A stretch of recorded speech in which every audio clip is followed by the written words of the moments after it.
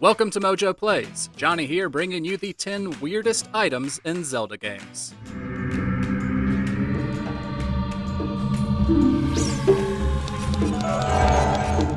Link builds up an incredible inventory of awesome weapons and magical relics each game, but for this list, we'll be looking at items that are anything but the norm.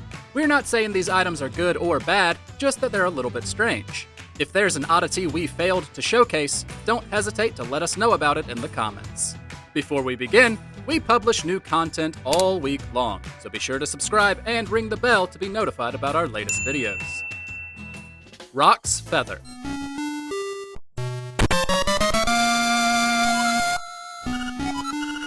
In most entries, Link is unable to jump. In fact, there are more games that lock the ability to jump behind an item than games that tie it to a button. Seen in classic 2D games like Link's Awakening, Rock's Feather lets Link hop over pits to reach new areas. The Game Boy and its color successor only has 2 buttons, but it's still weird tying this simple mechanic to something the player must find. Also, while there is no character named Rock that the feather belonged to, there is one in Middle Eastern mythology. There, the creature is a massive bird, capable of carrying incredible weights.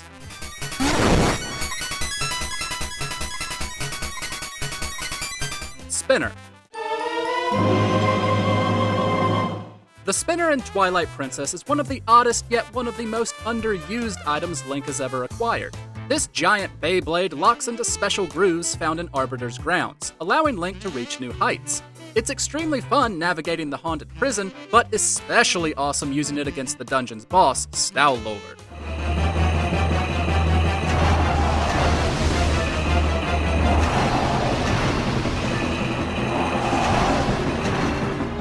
However, there are very few spots outside the temple where the spinner is used. Its design and use is certainly strange compared to other methods of traversal in the series, but it's also unfortunate how little it's used after you complete the temple. At least Hyrule Warriors showed it some more love.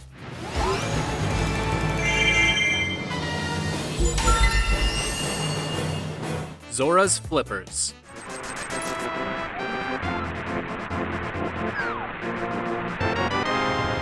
Weirder than locking a jump behind an item is locking the ability to swim behind one. Seen in nearly every 2D game since A Link to the Past, the flippers allow Link to cross bodies of water.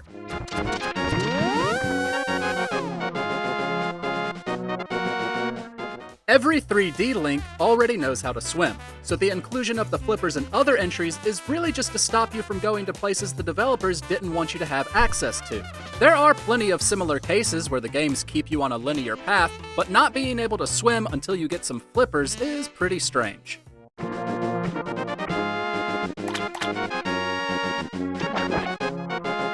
Magic Powder.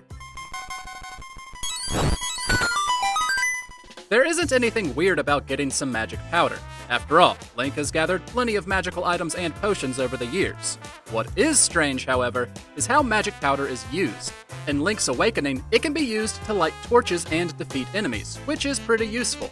It's also used to turn Terran human again after he's transformed into a raccoon.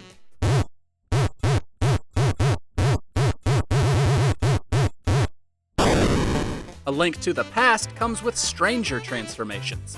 One Kakariko Village resident can be turned into a fairy, though only after you've gained the net or a bottle. And a certain Kuko can be transformed into a human. Lens of Truth.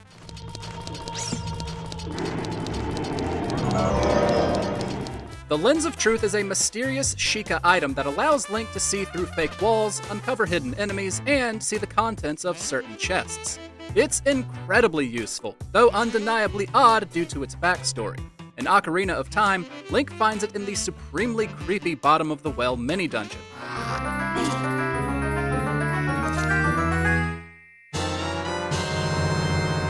A certain NPC in Kakariko Village will make mention of it, telling Link that long ago a resident had an eye that could see the truth, and his house stood where the well is now. Why this Sheikah man created the mystical item and why it's now surrounded by horrific creatures is never fully explained. Neither is its presence in Majora's Mask, which takes place in a land without Sheikah influence.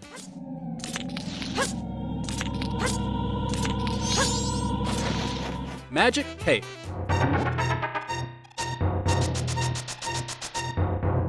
This optional item is only found in A Link to the Past, and though you have to jump through a few hoops to get it, it's more than worth it. It's found underneath a specific grave, but Link will have to open a path to it in the Dark World, then teleport to the Light World before delving underneath.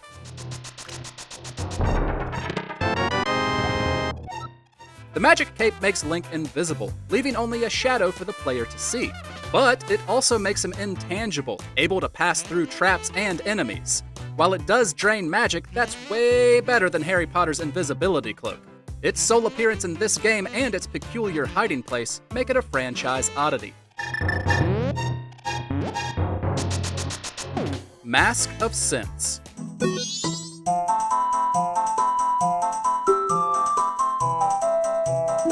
Majora's Mask is home to plenty of weird masks.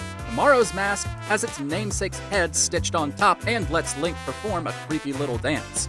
But our pick for strangest is the Mask of Sense. Link gains it by finishing the Deku Butler's obstacle course after the first dungeon.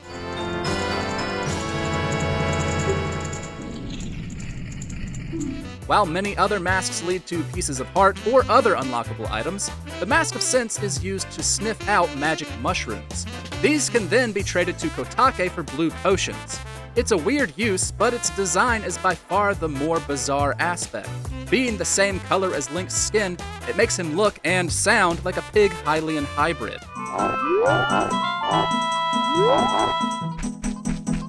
Tingle Tuner.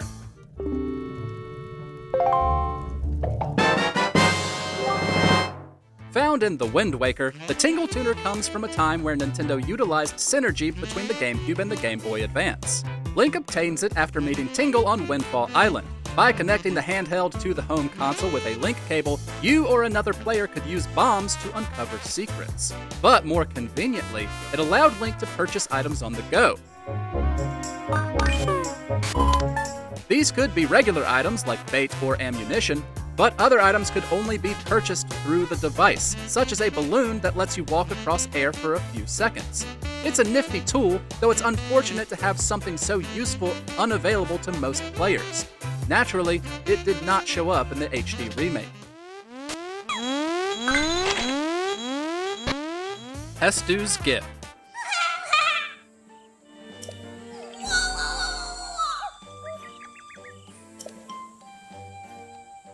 Breath of the Wild has a ton of useful items and weapons. Hestu's Gift is not one of them. Throughout the game, Link can collect Korok seeds in order to expand his inventory. There are a whopping 900 hidden in the world, an amount only reached by those craving 100%. After reaching that high goal, Hestu will give you a reward. It's not a cool item that lets you do something unique or even a special attack like in other games. No, Hestu's Gift is simply a golden pile of poo.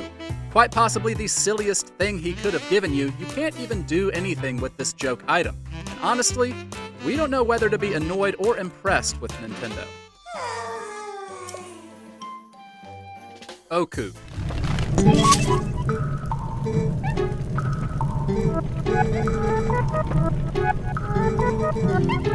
Several Zelda games allow Link to leave a dungeon and return via a song or spell, but Twilight Princess gets weird with it by tying the ability to an item/character.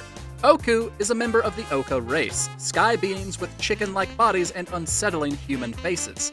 Link first meets her in the Forest Temple, and by using her, he can leave a dungeon to restock on health and items. To return, he uses Oku Jr., which is just the creepy face with little wings sprouting out of the sides. We know they're important to Twilight Princess's lore, and we know that they're useful, but Oku and her child have some of the most unusual and disturbing designs of any items Link has ever come across.